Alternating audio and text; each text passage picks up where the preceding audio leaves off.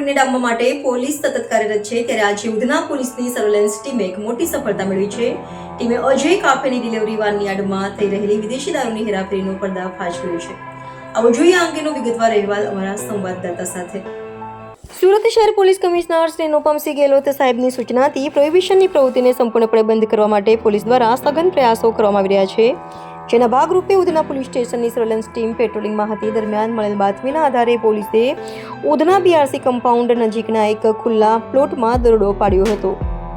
અહીંથી પોલીસે ભારતીય બનાવટની વિદેશી દારૂની બોટલો અને બિયર ટીનના કુલ 16 નંગ જપ્ત કર્યા છે, જેની કિંમત ₹16,636 છે.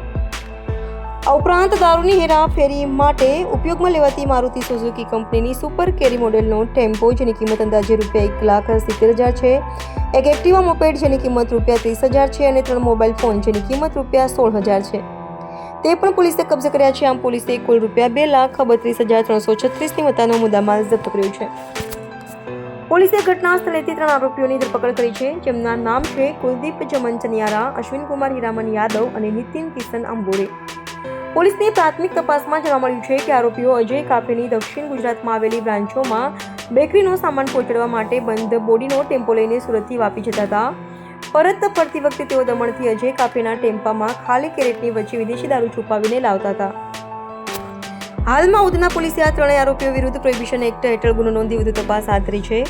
ઉધના પોલીસની સર્વેલન્સ ટીમમાં સફળ કામગીરી પોલીસ ઇન્સ્પેક્ટર શ્રી એસ.એન. દેસાઈ અને પોલીસ ઇન્સ્પેક્ટર શ્રી વિપિન ગોહિલના માર્ગદર્શન હેઠળ તથા પોલીસ સબ ઇન્સ્પેક્ટર શ્રી એમ.કે. ઈશરાણીના નેતૃત્વમાં કરી છે.